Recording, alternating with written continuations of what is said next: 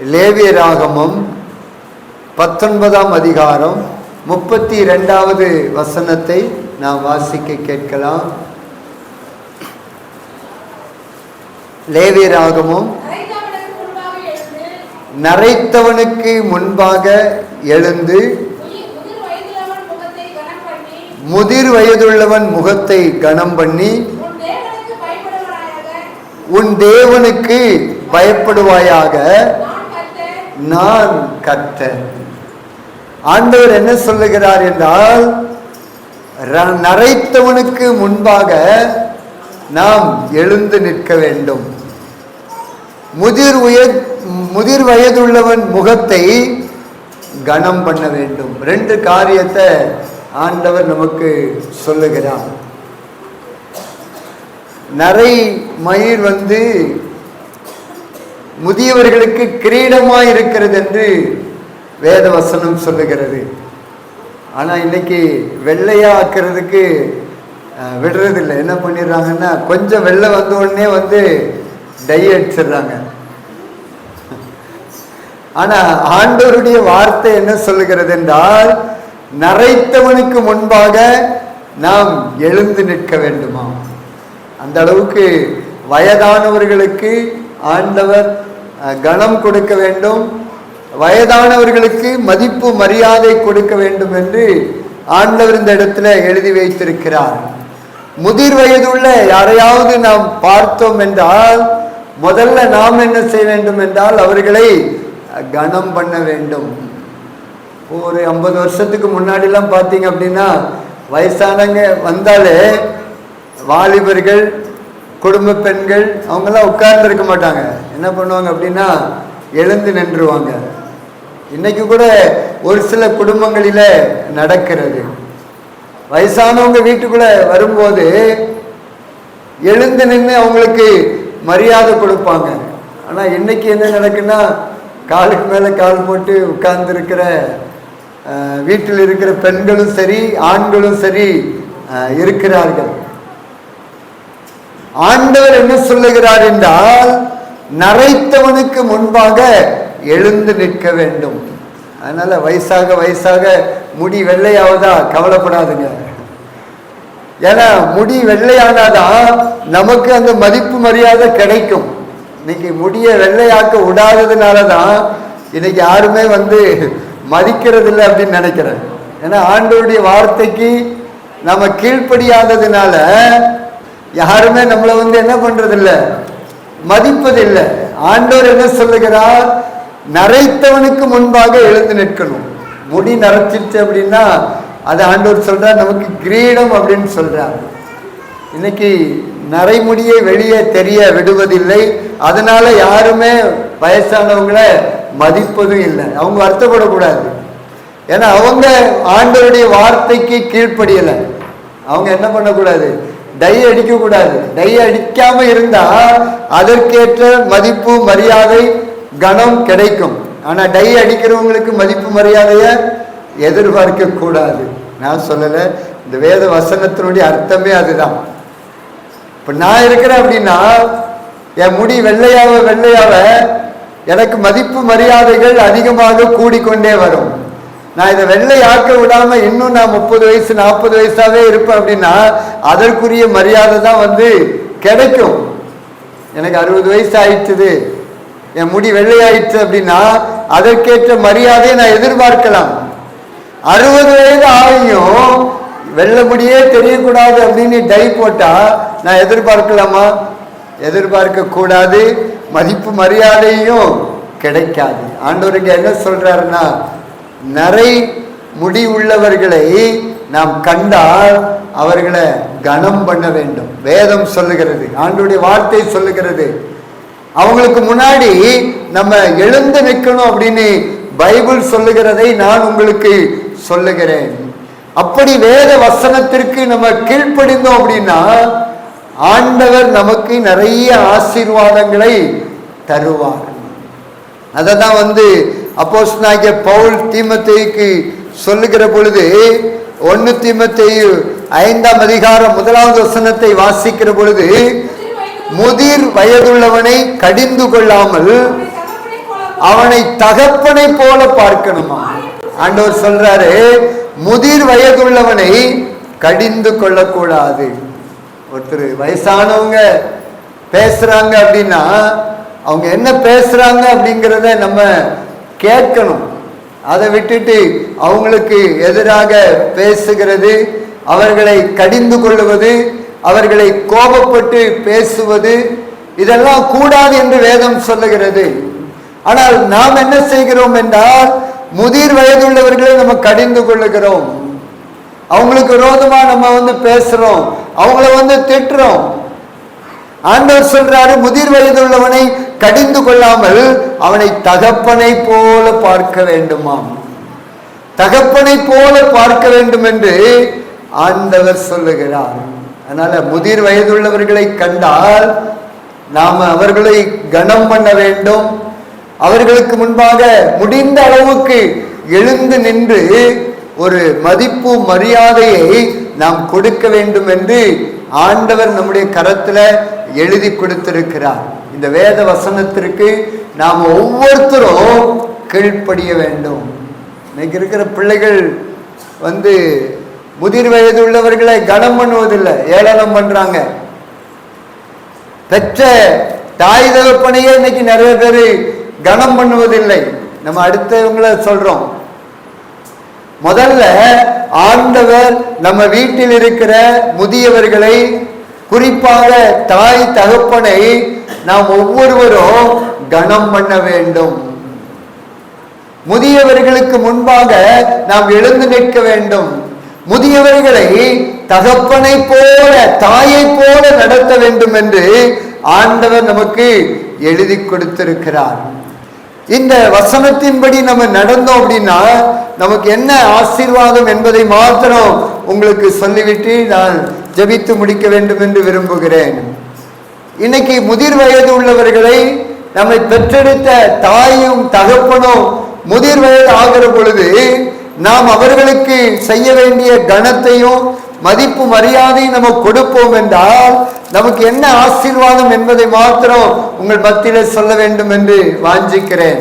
யாத்திராகமம் 20ஆம் அதிகாரத்தில் நீங்க வாசித்து பார்ப்பீர்கள் என்றால் நம் எல்லாருக்குமே தெரிந்த வசனம் தான். 12வது வசனத்துல, உன் தேவனாகிய கர்த்தர் உனக்கு கொடுக்கிற தேசத்துல உன் நாட்கள் நீடித்திருப்பதற்கு உன் தகப்பனையும் உன் தாயையும் கனம் பண்ணுவாயாக.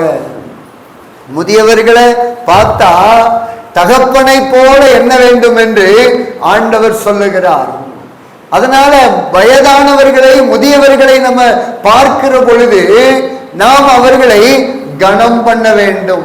நம்மை பெற்றெடுத்த தகப்பனையும் தாயையும் மாத்திரமல்ல, எல்லாரையும் கனம் பண்ண வேண்டும். அப்படி கனம் பண்ணனா ஆண்டவர் இங்க சொல்லுகிறார், உன் நாட்கள் நீடித்திருக்கும். உன் நாட்கள் நீடித்திருப்பதற்கு உன் தகப்பனையும் உன் தாயையும் கனம் பண்ணுவாயாக. எத்தனை பேர் இந்த பூமியில ரொம்ப நாள் உயிரோட வாழணும்னு நினைக்கிறீங்க? எல்லாருமே அப்படிதான் நினைப்போம். யாருமே சீக்கிரமா இந்த பூமியை விட்டு போகணும் அப்படின்னு நினைப்போமா? யாரும் நினைக்க மாட்டோம். எல்லாருமே முதிர் வயது வரைக்கும் இந்த பூமியில வாழணும்னு தான் நினைப்போம். அதுக்கு ஆண்டவர் சொல்றாரு, நீ ரொம்ப நாள் இந்த பூமியில வாழ வேண்டும் என்றால் உன் தகப்பனையும் தாயையும் கனம் பண்ணுவாயாக. முதியவர்கள் எல்லாரும் தகப்பனை போல இருக்கிறார்கள் என்று வேதம் சொல்லுகிறது. முதியவர்களை கண்டால் அவர்களுக்கு முன்பாக எழுந்து நின்று அவர்களை கடிந்து கொள்ளாமல் அவர்களை ஒரு தகப்பனை போல நாம் கனம் பண்ணுவோம் என்றால், கனம் பண்ணுகிறவர்கள் இந்த பூமியில ரொம்ப நாட்கள் வாழ்வார்கள். கனவீனப்படுத்துவீங்க அப்படின்னா ரொம்ப நாள் வாழ முடியாது. முதியவர்களை யாரெல்லாம் கனவீனப்படுத்துகிறார்களோ அவர்களுடைய ஆயுசு நாட்கள் குறைந்து கொண்டே வருகிறது என்று அர்த்தம். முதியவர்களை கனம் பண்ணாம, முதியவர்களை அசட்டையாய் பேசி, முதியவர்களை கடிந்து கொள்ளுகிறவர்கள் இந்த பூமியில ரொம்ப நாள் வாழ முடியாது. நான் வேத வசனத்தின்படி நான் பேசுகிறேன். அதனால இந்த பூமியில வாழ்ற நாட்கள்ல ரொம்ப நாள் வாழணும் அப்படின்னு நினைச்சீங்க அப்படின்னா, பெற்றெடுத்த தாயையும் தகப்பனையும் கனம் பண்ண வேண்டும். தகப்பனை போல தாயை போல இருக்கிற முதியவர்களை நாம் கனம் பண்ண வேண்டும். அப்படி கனம் பண்ணினால் ஆண்டவர் சொல்லுகிறார், உன் நாட்கள் நீடித்திருக்கும். இன்னும் 2 இடத்துல ஆண்டவர் எழுதி வச்சிருக்கிறார். யாத்திராகமம் 21ஆம் அதிகாரம் 15வது வசனத்தை பார்த்தீங்கன்னா அங்கேயும் ஆண்டவர் இதே காரியத்தை எழுதி வச்சிருக்கிறார். யாத்திராகமம் தகப்பனையாவது தன் தாயையாவது அடிக்கிறவன் நிச்சயமாய் கொலை செய்யப்பட கடவன். முதியவர்களை யாராவது அடிச்சாங்க அப்படின்னா பழைய ஏற்பாட்டு காலத்துல உடனே கூப்பிட்டு வச்சு கொலை பண்ணிடுவாங்க. ஆனா இப்ப நம்ம கிருபையின் காலத்துல இருக்கிறபடினால நாம் தப்பித்து கொண்டிருக்கிறோம். இங்க என்ன எழுதப்பட்டிருக்கிறது என்றால், தன் தகப்பனையாவது தாயையாவது அடிக்கிறவன் நிச்சயமாய் கொலை செய்யப்பட கடவன். 17வது வசனம், தன் தகப்பனையாவது தன் தாவையாவது சபிக்கிறவன் நிச்சயமாய் கொலை செய்யப்பட கடவன். ஃபர்ஸ்ட் ஆண்டவர் சொல்றார், அடிச்சா கொலை பண்ணிடுவேன்னு சொல்றார். அடுத்தது, நீ சபித்தார உன்னை நான் கொலை பண்ணுவேன்னு ஆண்டவர் சொல்றார். இது பழைய ஏற்பாட்டு காலமா இருந்தா எத்தனை பேர் இங்க இருப்போம்னு தெரியல. ஏறக்குறைய நிறைய பேர் செத்து போயிருப்போம். ஏன்னா எத்தனையோ பேர் நம்ம தகப்பனையும் தாயையும், தகப்பனை போல தாயை போல இருக்கிற முதியவர்களை நம்ம சபித்திருக்கிறோம், திட்டிருக்கிறோம். ஒரு சில பிள்ளைகள் தாய் தகப்பனை கூட அடிச்சிருக்கிறாங்க. அப்படிப்பட்டவர்கள் கொலை செய்யப்பட கடவன் என்று எழுதப்பட்டிருக்கிறது. அதனால இந்த புதிய ஏற்பாட்டுல ஆண்டவர் நம்ம செஞ்ச தப்பெல்லாம் அப்படியே விட்டுற மாட்டார். நியாய தீர்ப்பு ஒன்று இருக்கிறது. அந்த நியாய தீர்ப்பு நாளில நாம் அதற்கு பதில் சொல்லியாக வேண்டும். பழைய ஏற்பாட்டு காலத்துல உடனுக்கு உடன், கண்ணுக்கு கண், பல்லுக்கு பல் என்று அந்த காலத்துல உடனுக்குடன் தண்டனை. ஆனா இன்னைக்கு நம்மளை வாழ விட்டு கடைசியில நியாய தீர்ப்பு என்று ஒன்றை வைத்து அந்த நாள்ல நம்ம கிட்ட கணக்கு ஆண்டவர் கேட்பார். அதனால இப்போ விட்டுற தேவன் அல்ல. நம்ம செய்யற அத்தனை காரியத்தையும் ஆண்டவர் ஞாபக புஸ்தகம் ஒன்று வைத்து எழுதி வைத்துக் கொண்டிருக்கிறார். அதுதான் வேதம் சொல்லுகிறது. நாம செய்யற காரியத்தை ஆண்டவர் பதிவு பண்றார். எதற்காக என்றால், நியாய தீர்ப்பு நாளில அதற்கு ஏற்ற தண்டனையை கொடுப்பதற்காக. இதை மறந்துடக்கூடாது. இந்த பூமியில வாழ்ற நாட்களில தகப்பனையும் தாயையும் நம்ம கனம் பண்ணுவோம் என்றால் நாம இந்த பூமியில ரொம்ப நாள் வாழலாம். இல்லை அப்படின்னா ரொம்ப நாள் வாழ முடியாது. அதனால கர்த்தருடைய பிள்ளைகளாகிய நாம் இந்த வசனத்திற்கு கீழ்ப்படிய வேண்டும். பாருங்க, இன்னொரு ஆசீர்வாதத்தை ஆண்டவர் எழுதி வச்சிருக்கிறார். உபாகமம் 5ஆம் அதிகாரம் 16வது வசனத்தை நம்ம வாசித்து பார்த்தோம் அப்படின்னா அங்கே இதே காரியத்தை ஆண்டவர் சொல்றார். அந்த வசனத்தை வாசிக்கலாம். உன் தேவனாகிய கர்த்தர் உனக்கு கொடுக்கிற தேசத்திலே உன் நாட்கள் நீடித்திருப்பதற்கும் நீ நன்றாய் இருப்பதற்கும் உன் தேவனாகிய கர்த்தர் உனக்கு கட்டளையிட்டபடியே உன் தகப்பனையும் உன் தாயையும் கனம் பண்ணுவாயாக. எந்த சூழ்நிலையிலும் சரி, நம்மளை பெற்றெடுத்த தாயையும் தகப்பனையும் கனவீனப்படுத்திடவே கூடாது. அவங்க நல்லவங்களோ கெட்டவங்களோ, நமக்கு நிறைய கொடுத்தாங்களோ கொடுக்கலையோ, அவங்க நிறைய நமக்கு சொத்து சேர்த்து வச்சாங்களோ சேர்த்து வைக்கலையோ, ஆண்டவர் சொல்றார், உன்னை பெற்று உன்னை வளர்த்து இதுவரைக்கும் ஆளாக்கி விட்டுருக்கிறாங்க. அதனால நீ அவங்கள கனம் பண்ணியே ஆக வேண்டும். நிறைய பேர் சொல்றது, எங்க அப்பா அம்மா எனக்கு என்ன வச்சுட்டு போனாங்க, அவங்க இருக்கிறதையும் அழிச்சிட்டு கடங்காரனா விட்டுட்டு தான் போனாங்க. ஆனால் நான் ஏன் அவங்கள பார்க்கணும், நான் ஏன் அவங்கள கனம் பண்ணணும், நான் ஏன் அவங்களுக்கு சோறு கொடுக்கணும், இதெல்லாம் சொல்றாங்க. ஆனா ஆண்டவர் அப்படி எழுதி வச்சிருக்கிறாரா? உனக்கு நிறைய சொத்து கொடுத்து அப்பா அம்மாவை கனம் பண்ணு, உனக்காக நிறைய சேர்த்து வச்சிருக்கிற அப்பா அம்மாவை கனம் பண்ணு அப்படின்னு சொல்லியிருக்கிறாரா? நல்ல அப்பா அம்மாவை கனம் பண்ணு, கெட்ட அப்பா அம்மாவை தூக்கி தூர போட்டுரு அப்படின்னு சொல்றாரா? இல்ல. முதிர் வயதில அவர்களுக்கு செய்ய வேண்டியதை நாம் செய்ய வேண்டும். ஏன்னா அவங்க நம்மளை பெற்றெடுத்திருக்கிறாங்க, வளர்த்து ஆளாக்கி இருக்கிறாங்க. பிறந்த உடனே பால் கொடுக்காம சோறு கொடுக்காம போட்டிருந்தா பிறந்த உடனே செத்து போயிருப்போம். செத்துருப்போமா இல்லையா? அவங்களுக்கு இருக்குதோ இல்லையோ, நமக்கு என்ன பண்ணாங்க? சாப்பாடு கொடுத்தாங்க. அவங்க நல்ல ட்ரெஸ் போட்டாங்களோ போடலையோ, நமக்கு நல்ல ட்ரெஸ் போட வச்சாங்க. அவங்களுக்கு இருக்குதோ இல்லையோ ஃபீஸ் கட்டி படிக்க வச்சாங்க, வேலைக்கு அனுப்புனாங்க. இன்னைக்கு கை நிறைய சம்பாதிச்ச உடனே, பணத்தை பார்த்த உடனே என்ன பேச்சு பேசுறாங்க இன்னைக்கு இருக்கிற பிள்ளைங்க. நான் கஷ்டப்பட்டு படித்தேன், நான் கஷ்டப்பட்டு எல்லாத்தையும் உண்டாக்குனேன், ஏன் அறிவு, ஏன் ஞானம், ஏன் சம்பாத்தியம்னு சொல்றாங்க. படிக்கிறதுக்கு யார் புக்கு வாங்கி கொடுத்தது? ஃபீஸ் யார் கட்டினது? அதெல்லாம் இன்னைக்கு நினைக்கிறது இல்லை. நிறைய பணம் சம்பாதிக்க ஆரம்பிச்ச உடனே பெற்றெடுத்த தாயையும் தகப்பனையும் கனவீனப்படுத்துகிறார்கள். ஆண்டவர் சொல்றார், நீ கனப்படுத்தினா இந்த பூமியில நல்லா வாழலாம், ரொம்ப நாள் வாழலாம். நீ கனவீனப்படுத்தினா நல்லா வாழ முடியாது, ரொம்ப நாள் வாழ முடியாதுன்னு ஆண்டவர் சொல்றார். அதனால ஆண்டவருடைய பிள்ளைகளாகிய நாம் முதியவர்களை கனப்படுத்த வேண்டும். முதியவர்களுக்கு என்ன மதிப்பு மரியாதை கொடுக்கணுமோ அதை நம்ம ஒவ்வொருத்தரும் கொடுக்கணும். நீங்க அந்த மதிப்பு மரியாதையை கொடுத்து பாருங்க, ஆண்டவருடைய ஆசீர்வாதம் உங்க மேல, உங்க சிரசின் மேல, உங்க பிள்ளைகள் மேல, உங்க குடும்பத்தின் மேல இறங்கும். நாம இன்னைக்கு முதியவர்களுக்கு மதிப்பு மரியாதை கொடுத்தாதான் நாம முதியவர்களா மாறுகிற பொழுது நமக்கு மதிப்பு மரியாதை கிடைக்கும்.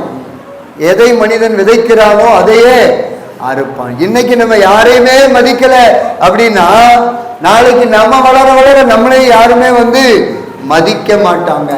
அதனால இந்த பூமியில வாழ்ற நாட்கள்ல ஆண்டவர் தான் சொல்றார், முதியவங்க வந்தாங்களா, வயதானவங்க வந்தாங்களா, நரைமுடிய உடையவங்க வந்தாங்களா, அவங்களுக்கு முன்னாடி எழுந்து நின்று அவங்க முகத்துக்கு முன்பாக நின்று கனம் பண்ணு, பிரைஸ் தி லார்ட், ஸ்தோத்திரம். அவங்க சொல்றாங்களோ இல்லையோ, கனம் பண்ணுவதிலே நாம் ஒருவருக்கு ஒருவர் முந்திக் கொள்ள வேண்டும் என்ற அந்த வார்த்தையின்படி நாம கனம் பண்ண வேண்டும். அவங்களுக்கு கொஞ்சம் மதிப்பு மரியாதை கொடுக்கணும். வேதம் அதை தான் சொல்லுகிறது. அப்படி நம்ம கொடுத்தோம் அப்படின்னா நம்ம ரொம்ப நாள் வாழலாம், இந்த பூமியில நல்லா இருக்கலாம். இன்னொரு ஆசீர்வாதத்தை எபேசியர்ல ஆண்டவர் எழுதி வைத்திருக்கிறார். எபேசியர் 6ஆம் அதிகாரம் 2வது 3வது வசனத்தை வாசிக்கிற பொழுது, உனக்கு நன்மை உண்டாயிருப்பதற்கும் பூமியிலே உன் வாழ்நாள் நீடித்திருப்பதற்கும் உன் தகப்பனையும் உன் தாயையும் கனம் பண்ணுவாயாக என்பதே வாக்குத்தத்தம் உள்ள முதலாம் கற்பனையா இருக்கிறது. கற்பனையிலே கற்பனை எது அப்படின்னா தாயையும் தகப்பனையும் கனம் பண்ணுவதுதான். அப்படி கனம் பண்ணுனா ஆண்டவர் சொல்றாரு பாருங்க, உனக்கு நன்மை உண்டாயிருப்பதற்கும் பூமியிலே உன் வாழ்நாள் நீடித்திருப்பதற்கும். ரொம்ப நாள் வாழலாம், ரொம்ப நாள் வாழலாம், ரொம்ப நாள் வாழலாம் அப்படின்னு ஆண்டவர் 3 இடத்துலயும் எழுதி வச்சிருக்கிறார். பழைய ஏற்பாட்டில் எழுதி வைத்திருக்கிறார், சுவிசேஷ பாடத்தில் எழுதி வைத்திருக்கிறார், நிருபத்தில் எழுதி வைத்திருக்கிறார். அதனால இன்னைக்கு நாம முதியவர்களை கனம் பண்ணுனா போதும், ரொம்ப நாள் வாழலாம், நிறைய நன்மைகள் கிடைக்கும், நிறைய ஆசீர்வாதங்களை ஆண்டவர் நமக்கு தந்து கொண்டே இருப்பார். நம்ம கனவீனப்படுத்தணும் அப்படின்னா ஆசீர்வாதங்களை சுதந்திரிக்க முடியாது. ஒரே ஒரு வசனத்தை மாத்திரம் சொல்லி முடிக்க விரும்புகிறேன். நீதிமொழிகள் புஸ்தகத்துல ஆண்டவர் ஒரு காரியத்தை எழுதி வைத்திருக்கிறார். நீதிமொழிகள் 30ஆம் அதிகாரம் 17வது வசனத்தை வாசிக்கிற பொழுது, தகப்பனை பரியாசம் பண்ணி தாயின் கட்டளையை அசட்டை பண்ணுகிற கண்ணை நதியின் காகங்கள் பிடுங்கும், கழுகின் குஞ்சிகள் தின்னும். தகப்பனை பரியாசம் பண்றது. நிறைய பிள்ளைங்க தகப்பன், உங்களுக்கு என்ன தெரியும், நீங்கெல்லாம் அந்த காலம், நாங்கெல்லாம் இந்த காலம். நிறைய பிள்ளைங்க சொல்றாங்க, பரியாசமா பேசுறாங்க, டாடி உங்களுக்கு எல்லாம் என்ன தெரியும், எங்களுக்கு எல்லாம் தெரியும் அப்படின்னு சொன்ன ஆண்டவர் சொல்றா, தகப்பனை பரியாசம் பண்ணுனா கண்ணை பிடிங்கிறன்னு சொல்றார். இங்க எழுதப்பட்டிருக்கிறது, தாயின் கட்டளையை அசட்டை பண்ணுகிறவர்களுடைய கண்ணை நதியின் காலங்கள் பிடுங்கும். இன்னைக்கு அம்மா சொன்னா கேட்கறது இல்லை. எத்தனை பிள்ளைங்க அம்மா சொன்னா கேட்காம இன்னைக்கு மீறி போறாங்க. ஆண்டவர் எச்சரிக்கிறார், தாயின் கட்டளைக்கு கீழ்ப்படியலன்னா ஆண்டவர் சொல்லுகிறார், கண்ணை நதியின் காகங்கள் பிடுங்கும், கழுகின் குஞ்சிகள் தின்னுமா. கண்ணை பிடுங்கி எடுத்துருவேன்னு சொல்றார். சிம்சனுக்கு ஆண்டவர் கண்ணை பிடுங்கினாரா இல்லையா? பிடுங்கினார். அப்பா அம்மா சொல்றாங்க அந்த பெண் வேண்டாம் அப்படின்னு. ஆனா சிம்சன் சொல்றார், அந்த பெண்ணு தான் எனக்கு பார்க்கறதுக்கு அழகா இருக்கிறா, அந்த பெண்ணு தான் எனக்கு வேண்டாம். அப்பா அம்மா சொல்லி பார்க்கறாங்க, நமக்கு ஒத்து வராது. கடைசியில் என்னாச்சு, அவர் இஷ்டத்துக்கே விட்டாங்க.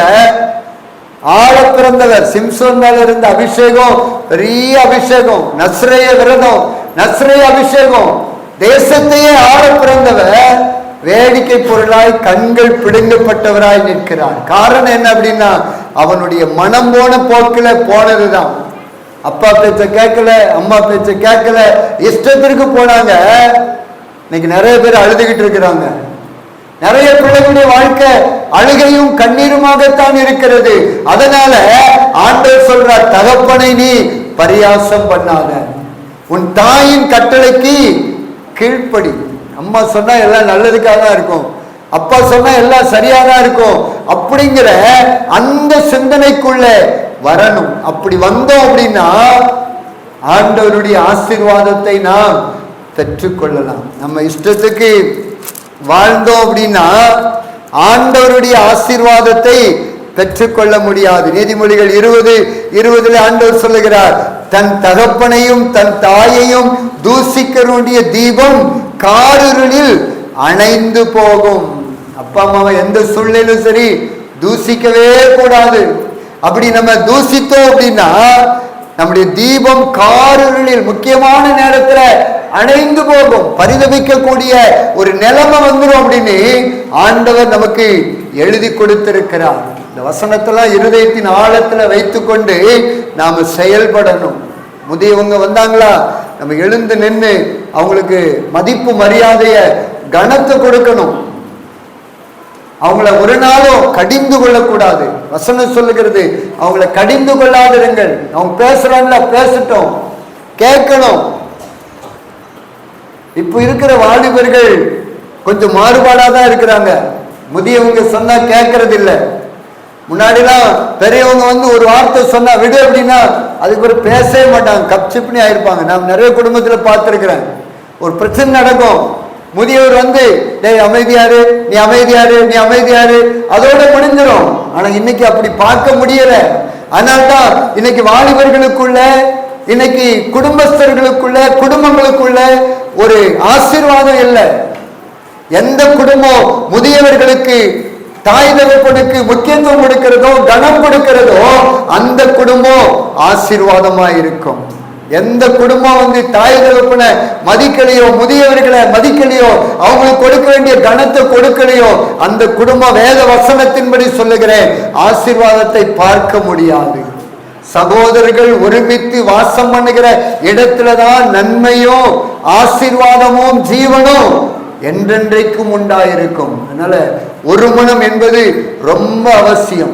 அதனால ஒருத்தரை நம்ம என்ன பண்ணணும்னா கனம் பண்ணணும்.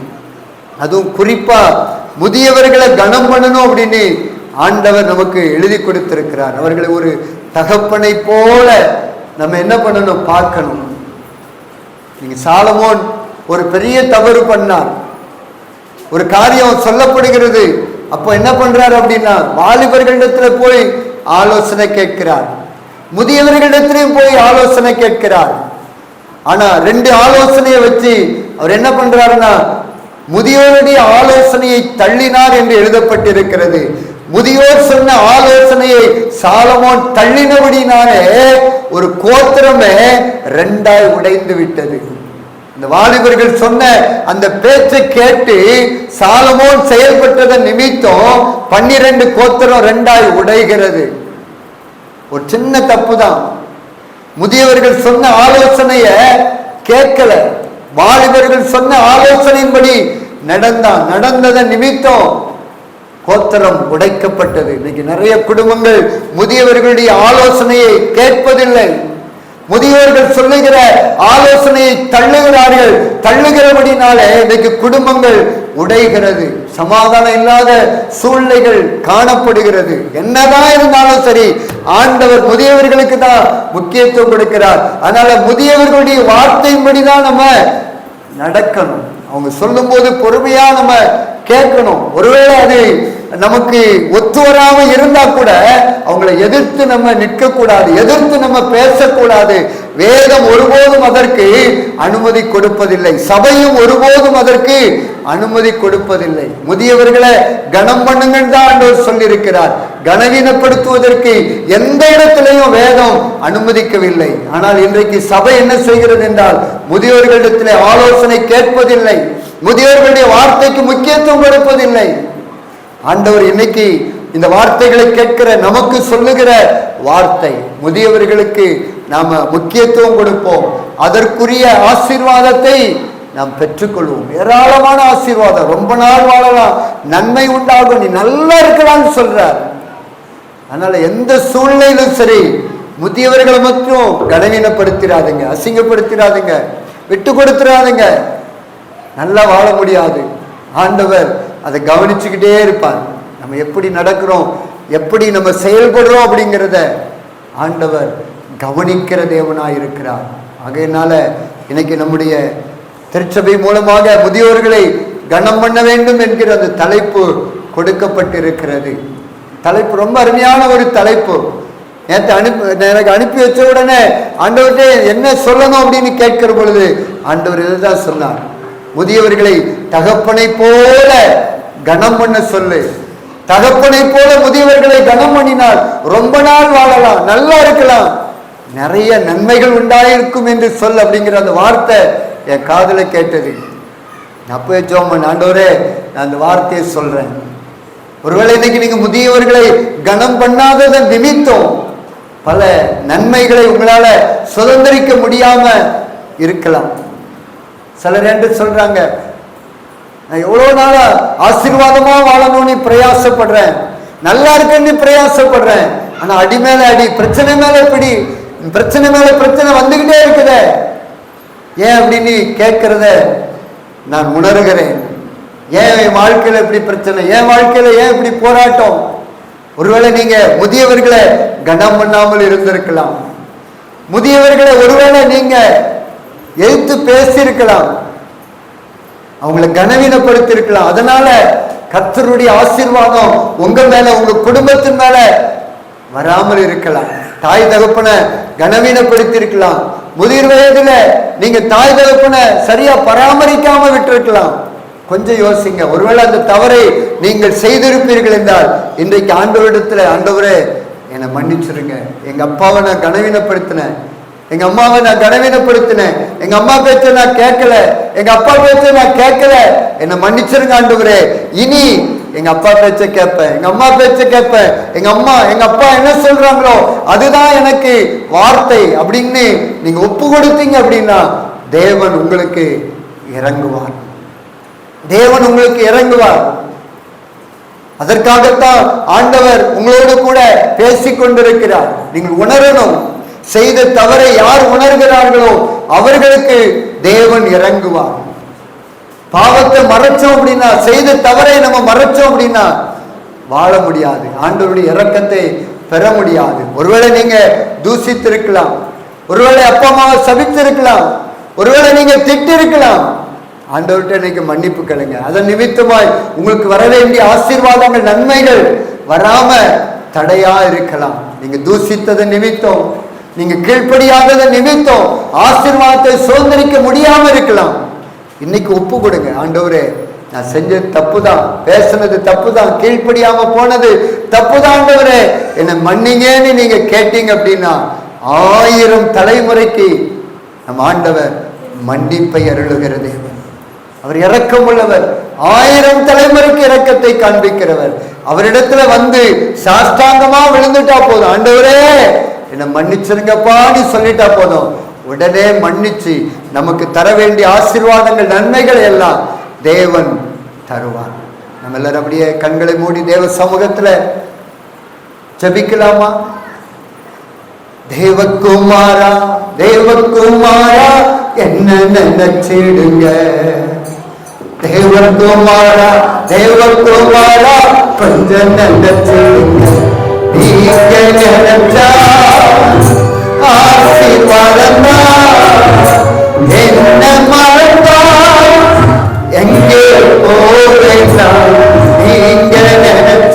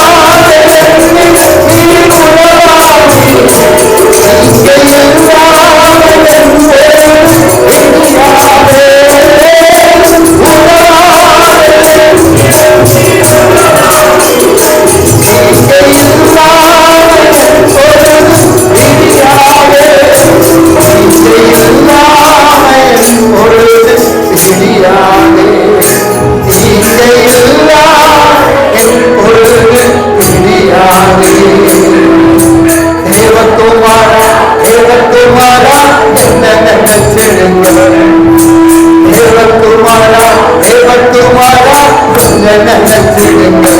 நீங்க நினைச்சா ஆசீர்வாதம் என்ன மறந்தா அங்கே போகலாம்.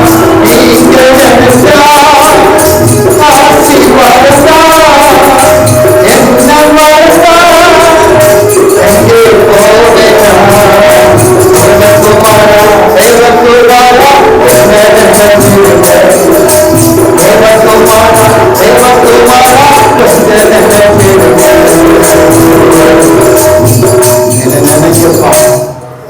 என்ன நினைக்க ஆண்டவரே, தகப்பனையும் தாயையும் கனம் பண்ணினால் நீடித்த நாட்கள் வாழலாம், நன்றாயிருக்கலாம், நன்மை உண்டாயிருக்கும் என்று நீங்க சொல்லியிருக்கிறீங்கப்பா.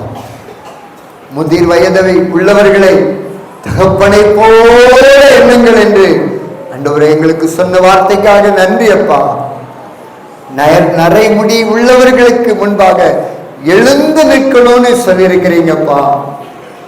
அவங்க முகத்திற்கு நேராக நின்று கனம் பண்ணுங்கன்னு சொல்லியிருக்கிறீங்க. அவர்களை கடிந்து கொள்ளாதிருங்கள் என்று சொல்லியிருக்கிறீங்கப்பா.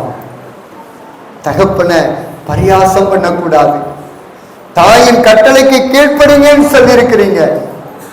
தகப்பனை தூசிக்க கூடாது,